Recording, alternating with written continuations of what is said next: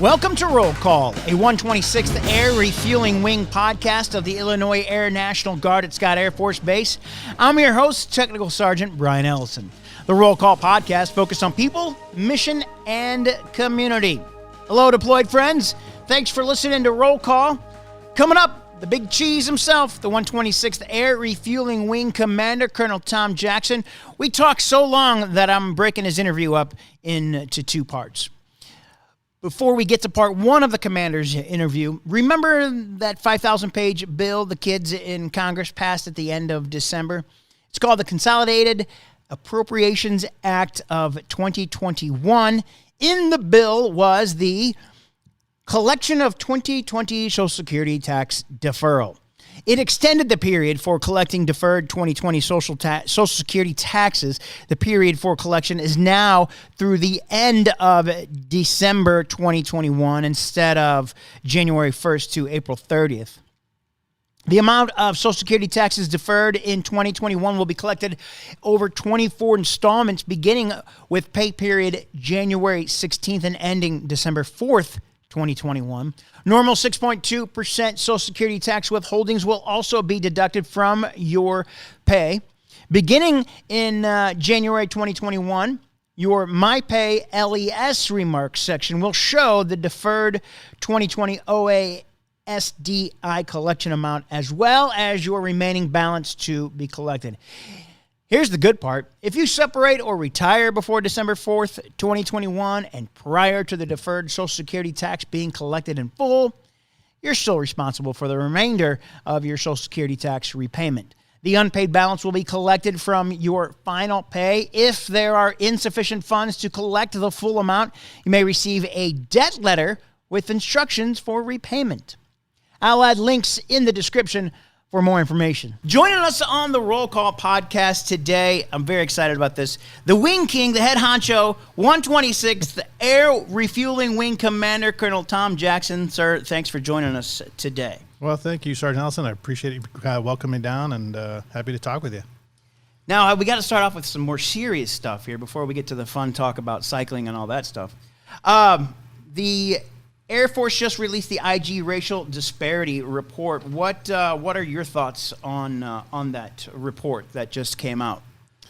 I read through it and really not surprised. Not surprised at what they found was there was some disparity. There was some areas of the Air Force where the racial makeup is a little more heavily weighted toward one side or the other, and it didn't surprise me at all, actually, that they actually found some disparity. Well, how do you see that affect the wing, or what's that look like across our wing? Well, our wing is unique in that where we've come from, being from Chicago, we were always a very diverse wing. Even there in Chicago, we had a great pool to choose from up there. And down here in St. Louis, it really didn't change. And we are actually more diverse here in the wing than the actual, if you look at just metrics of a percentage of black, percentage of white, percentage of women, those kind of things. We're pretty much ahead of or equal to on all numbers, I think, except for maybe women, I think was one of them. But overall, the wing is much more diverse than the local area from a generic makeup. But we do have some areas, just like the report said, that the diversity of a specific area or specific shop might be more focused on white males or maybe not enough blacks or something like that. But it really has nothing to do with the way we hire or recruit. It's just sometimes the way it is, you know. What is the wing doing to address some of those differences that you were talking about? Right. So when I took command about almost a year ago now, of course it feels like, feels like it's only been 9 months, right? Underwater. But that was one of the things we looked at, and of course then obviously throughout the 2020 was a lot of racial tension. And we looked at that pretty hard, really quickly, really early on, even before any of that other stuff kind of floated up. But what we realized was we got to start looking at from the beginning. So from a recruiter standpoint, where are the recruiters going? Where are they looking for folks to come into this wing? So if they're focusing on O'Fallon High School, that's a diverse location, but it's not as diverse as some others. You know, if you and our recruiters are really responsible from essentially I-70 south. I think it's like 140 high schools or something like that. It's an incredible area, but all of Southern Illinois and really, the St. Louis metropolitan area is our recruiting base. So we started with that and said, where are you recruiting from? Where are we getting these folks? Are we getting out there and educating some of these kids to say, hey, listen, if you come into the Guard, we'll pay your tuition, you get a college degree, and you can be a pilot or a med tech or a vehicle maintenance operator, whatever it is. Rather than saying, well, what are our vacancies? We know we can fill that vacancy from this high school, so let's go there. Really kind of opening the aperture from the very beginning on a recruiting standpoint. And then once the folks are in the wing and become members of our team, then we start opening up opportunities of, let's say someone signed up and said, I'm going to go security forces. Well, if they want to do security forces and then after their first term, they say, you know what, I've had enough, I don't want to do this anymore. Instead of getting out, we tell them, well, how about going to this job or that job, trying to keep them in the wing and keep folks in. So if we kind of give everybody, regardless of who you are, that open door policy that this whole wing is yours to decide where you want to go and what you want to do. And if the career you chose in the beginning is great, keep going. If not, pick something else and stay in the service and keep going. And then we really focus on some of those folks who have desires to move on, especially trying to look at that racial diversity side and educating folks that, hey, this is an opportunity. There's opportunities for everyone to do whatever you want to do. Here's the path to go, and here's what you need to do to get there, and here's how we can help you get there. But ultimately, it always comes down to the member. What do they want to do, and what are they willing to do to get to that next level or other level? All right, shifting gears to the other headline here. That's been the headline for 2000 for the past, what feels like 2,000 years, is vaccines and distribution. When do you see that happening for the wing, and how's the wing going to, well, first off, what do you see vaccine distribution look like for the wing? So being a mission partner on the 375th on this installation, Scott Air Force Base, we're not all alone. So we've been working real closely with the mission partners. 375th Air Mobility Wing is the installation commander, so he pretty much runs the show on everything. However, being a Guard unit, we're really tied in more closely with our Joint Force headquarters in Springfield. So initially, we were working with the 375th on getting our total numbers for the wing, our total personnel. How many vaccines would we need if 100% of our folks needed it or requested it or where we were mandated to get it? We started with that, and then since then we've kind of changed gears a little bit, and now the National Guard of Illinois, the entire Army and Air National Guard, the Joint Force Headquarters, is taking care of all the ordering of the vaccines that we need. So we're currently in the process of working with them now to get that. We don't know when we're going to get them, but eventually we will. Obviously, everything right now is still voluntary because it's under emergency use authority. But once we get the vaccines delivered at some point, everything's based on a tier. So we have a tier 1, tier 2 for us. And the tier 1 is those first responders of medical, security forces, firefighters.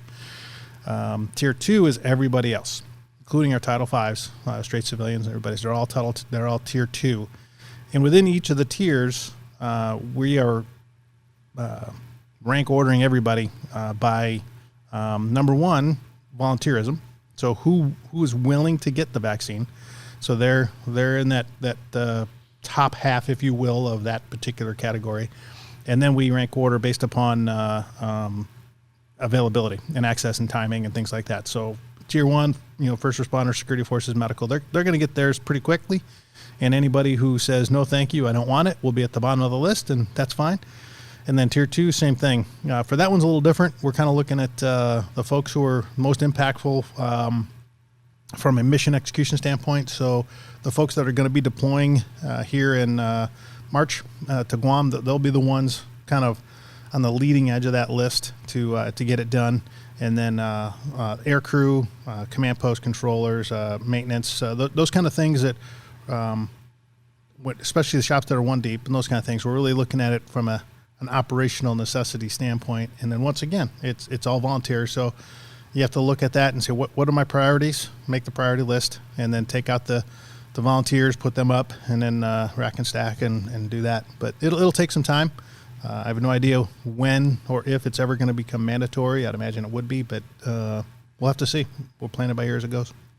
So just to reiterate, again, I'll just ask you: you don't know you don't have a timeline on when we'll see those first responders getting it. Now, when the Air Force brought out and CDC brought out the guidelines of which areas of the country would get the vaccine, the first batches, Scott Air Force Base fit into all the parameters. We were a certain size, metropolitan area, all those other things, but for some reason, don't know why, we didn't get any on that first batch.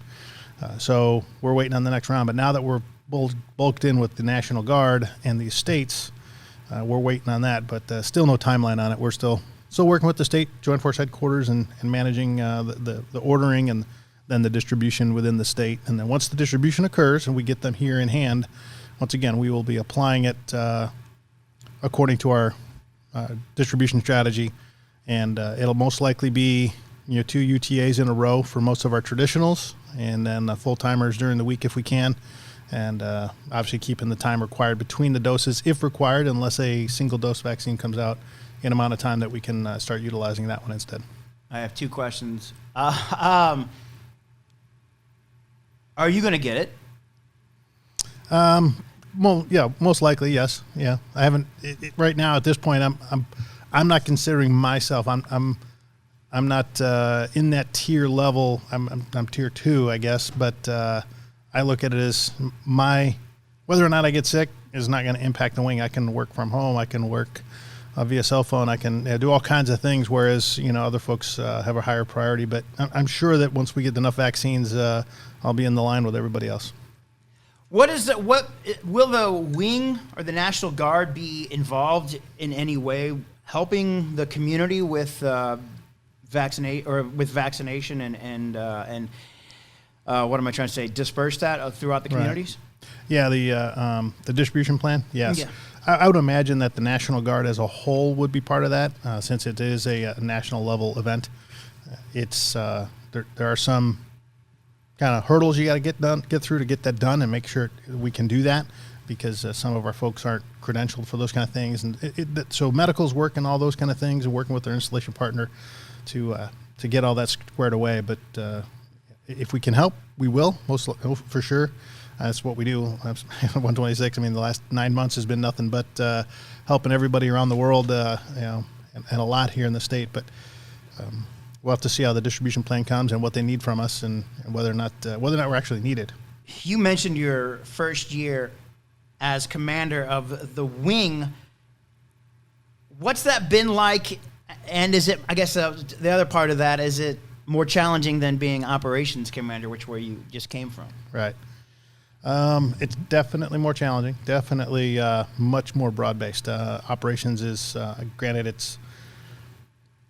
I was looking at flying airplanes is what this wing is. That's our mission, right? Is to go and refuel airplanes around the world. That is our primary mission.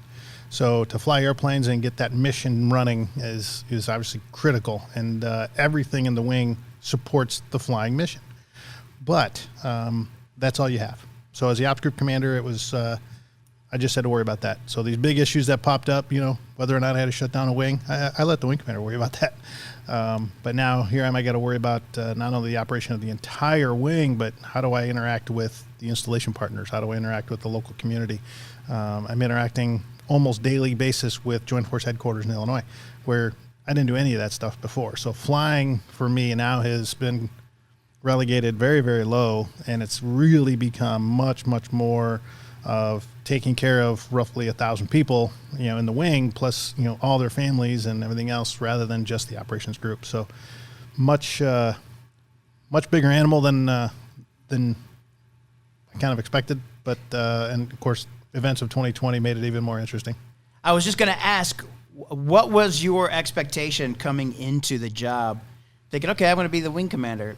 Not that it's going to be easy, but you're going from ops group to a wing. I don't. What was your expectations, I guess? I guess my expectation was, since I've been in the wing for so long and I'd seen everything from, I was in Chicago for 10 years and then here for 20. And unlike a unlike most people in a military unit in a 30-year career, you're going to have 15 commanders roughly. You know, I've had 4 wing commanders. You know, so at that point, so you don't see the changes. You don't see the change of leadership as often in a guard unit typically. But I knew from me, my own life and those kind of things, that having an opportunity to lead the wing and really kind of close out my military career at the 126th when I started as an airman basic, you know, and coming up in the same wing, I kind of looked at it as, you know, icing on the cake. It's kind of like the cherry on top. It's the way to kind of go out. But my expectation was I am going to make sure that the leadership teams that are built and the benches, if you will, and every single unit in the wing was built in such a way that for the next 5 to 10 to 15 years, we were developing airmen and developing leaders so that the wing could really continue its level of excellence long term, rather than what are we doing tomorrow? What are we doing next week? It's, you know, okay, that we got that handled, but what are we doing in 5 years? What's our 10-year plan? And what are we doing today to get to that point?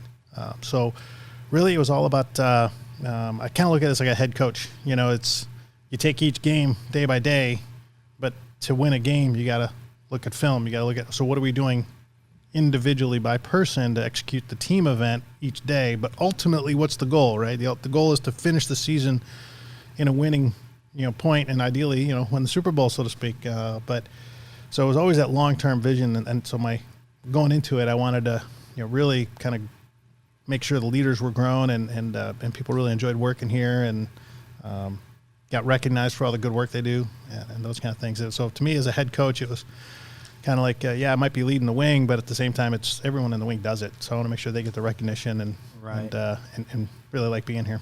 And then a week later, it's not even a week later, right? Well, it was the next day. Took command on a Saturday, and then Sunday morning, I was talking to the group commanders about, we had 2 airplanes and about 30 folks out in Germany on a mission, and they were getting ready to come home in about 2 days from that time. And I said, hey, you know, what are we doing with these folks out there in Europe? You know, it's, you know, COVID's really hot and heavy in Germany, and what do they do? Oh, well, the crews weren't flying, and so they were pretty much given free rein, and they were doing what people do out there. You know, they were enjoying the area, and they had done a little traveling.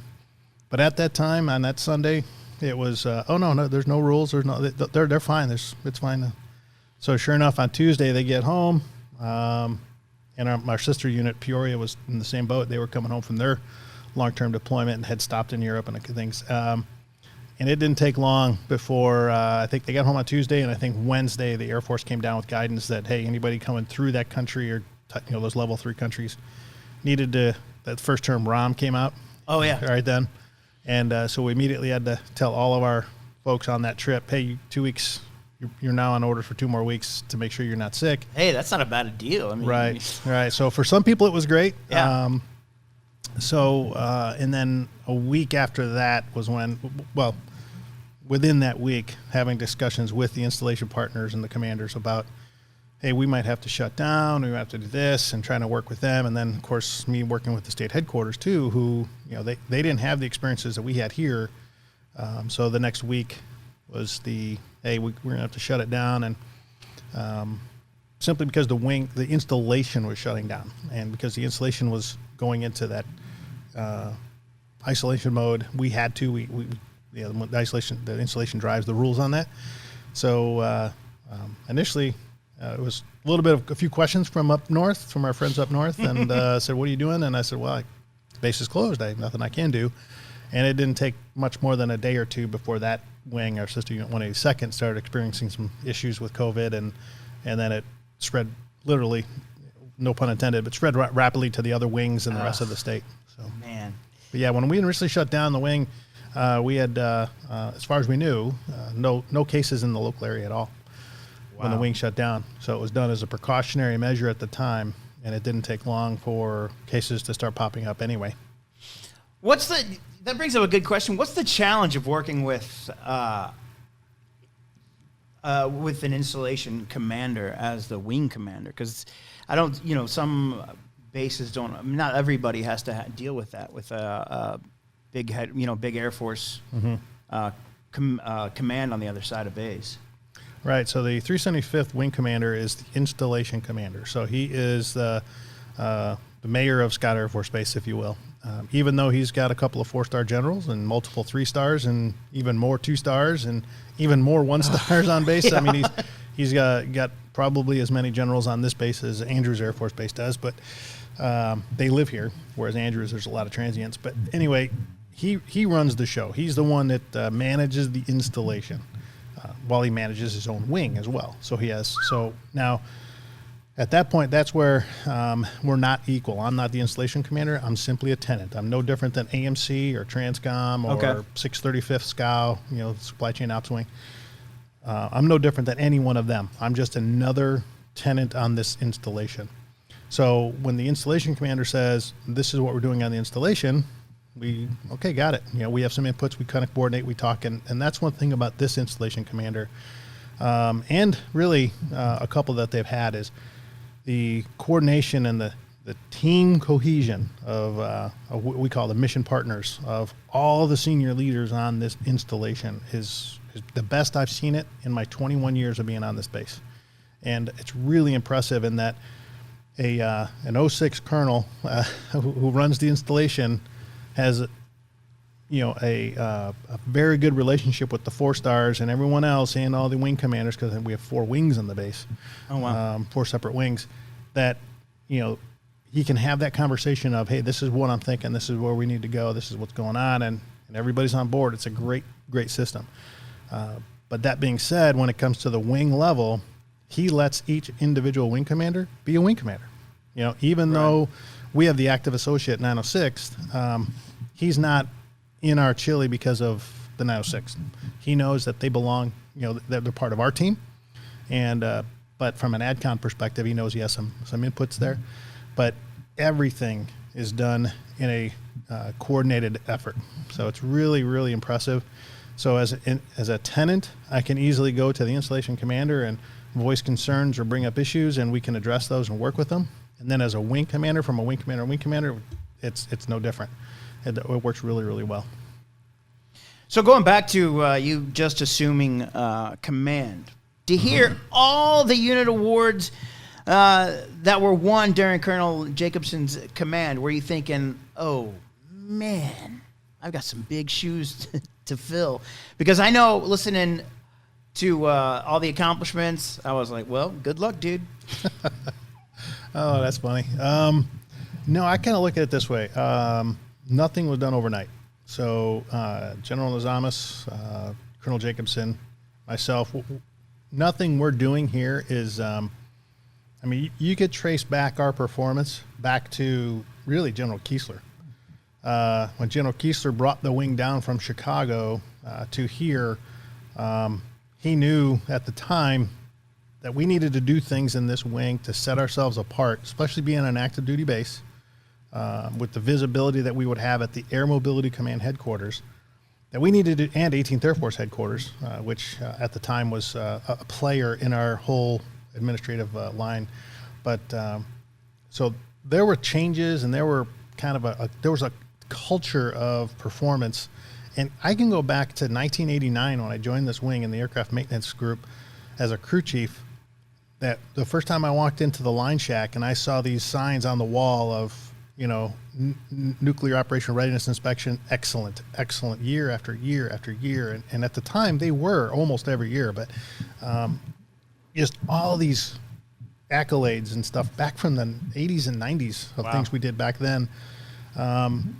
So it's nothing new. But what we're doing now, and one thing that General Nazamas did when he was here as the wing commander, really started to branch out more with a lot of the National and National Guard Association of the United States, AMC, or National Guard level awards, of things that we would really be competitive for, started putting in for, and started doing all those things.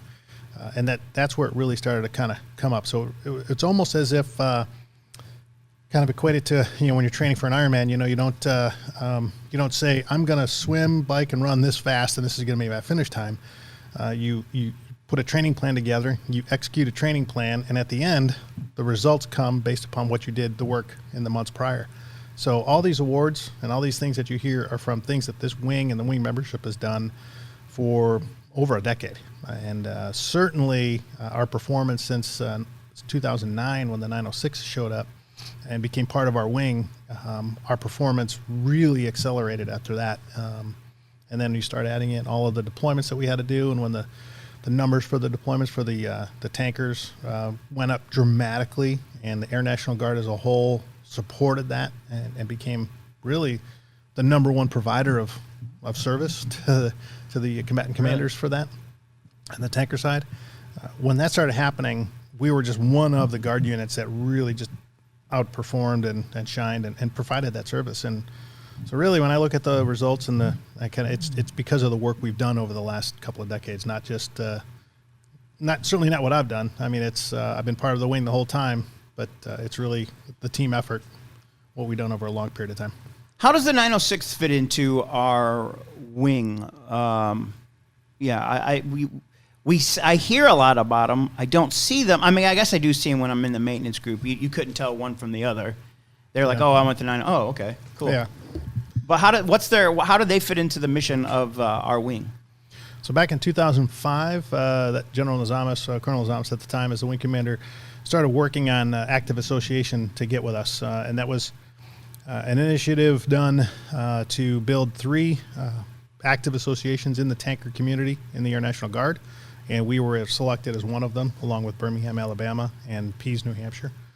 And the whole focus of that was to build a kind of attach an active duty squadron to a Guard wing, be able to use the Air National Guard's equipment and personnel to help train and educate and season some of those folks, but ultimately get access to a few more tails for the active duty and those kind of things. And so they are an active association, so they're active duty squadron.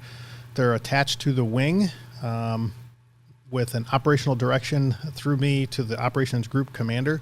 But the 906 actually touches every group except the medical group. And at one point, they actually had a flight doc assigned. So it's just right now they don't. But so they have folks in operations, maintenance, and support group. And in our integrated 100%, we have 906 members who are office chiefs for the combined office. Whoever is in that office is under their authority. And we have the 906 commander has his squadron that he runs with his team. But once again, it's all integrated, just like every other unit in the Guard. That's why you can't tell the difference between who's who, because we work 100% seamlessly together. And that's kind of different than even some other active associations do. Some do them where it's your squadron, you run it, you do your thing, and here's your allotment of tails and flying hours, and you execute what you got to execute. But we don't do it that way. And it really helps improve our overall execution, and that's why we do more than any other tanker wing, period. I heard you talking earlier about flying. You still fly. What's your role as a pilot? What's your role as a commander? What are your duties as a pilot? Have they changed since you become a wing commander? Yeah, certainly. It started changing when I was a squadron commander. I mean, even as a squadron commander, your job is to fly less, but lead more. And as a group commander, I led even more and flew even less, and now I fly even less. So, but I typically fly once a week, and my role is no different. Once I get into a cockpit or with a crew, it's no different than it was when I was a co-pilot. I'm a member of that crew, and we work together to execute that particular mission. There are times when I'm used as an instructor, so I'm actually, helping to teach some of the younger folks, or sometimes the not so younger folks get together with Colonel Babiak and give them a proficiency sortie, or sit in the sim and, do some instruction type stuff. But and then every once in a while I get to evaluate. Just last week I gave a 906 member a no-notice check ride, but I did it my Santa hat on, so it was a Christmas gift, and it was we had fun with it, but it was just a no-notice, a chance to get out there and evaluate, and those are the skills I still, basic skills that I had back, when I was an air crew, basic crew dog and, co-pilot and AC instructor, all that kind of stuff. That those are the skills we still maintain, and because that's our mission. So a chance to go out and do that still is, but it's very little. Really, when I go fly, it's really just to go fly the mission and, see what's going on and talk to some of the crew members. And once a week seems like a lot of flying. On average, yeah, I fly about 3 times a month typically. That's pretty good. Yeah. Is that What's a normal pilot fly? How many missions do they fly in a month, do you think? It depends. So some crew members, since I don't get to deploy as a pilot as much, Sure. You know, the ones that deploy and fly and those kind of things, they'll probably get in probably flying 150 to 200 hours a year, maybe 300 hours a year, depending upon their aggressive. We have some very young aggressive aircrew members who really, really like to fly, and they do it. Early in my career, I was getting upwards of 400 hours a year flying, but because I was what's called a guard bum, you know, I didn't have a full-time job on the outside. I just whatever the guard needed, I was there, and I was always available. And I stuck my nose in the scheduling shop quite a bit and said, "Hey, you need someone to fly today? I'm here." And so I got to fly a lot. But nowadays, it's probably under 100 each year for me in the tanker, unless I actually go on a long trip or something like that. So definitely not as much as I used to. But on average, I would say the average air crew member, and if you take out, you know, myself, the op group commander, the vice wing commander, if you take us out of it, it helps the average go up a little bit because we don't fly as much. I would say probably 100 hours a year on average for most of the pilots. What's the average of a flight? Our average sortie duration is about 3 hours. Oh, okay. So, all right. What makes a good pilot, in your opinion? In this airplane, it's the ability to work together as a team. It is because it's a crew airplane, and you have 2 officers and 1 listed as the basic crew. Being able to work together as a team, and that means the aircraft commander has to know the overall mission. You know, what is the objective of today? What are we doing today? What's the mission we're executing? And then getting the co-pilot and the boom all on the same page, getting everybody to work together. And then when you get out to the flight line, you work with the crew chiefs and getting you to launch that airplane, and then all that other stuff. So it's really the team event to execute a mission in the tanker. It's not a single-seat airplane, and the single-seat mentality will get you in trouble real quick. That's for sure. How do you work as a team? Because it just, I mean, I don't know. In my rudimentary thought is you fly a plane up, the boom, you know, you guys fill up a plane, you guys leave. I mean, what all goes on in that mission, in that teamwork? It starts in mission planning, really, and really, if you think about it, it starts almost months before, when the full-timers in the operations group that build a flying schedule and say, hey, we need to fly X number of sorties in a year, and then they break it down to the month and then to the week and to the day. And then once that number of sorties in a day is filled, then they go, okay, now when are we refueling against it? And all that planning just to build the mission itself. And then once the mission's built, then the scheduler puts crews to it.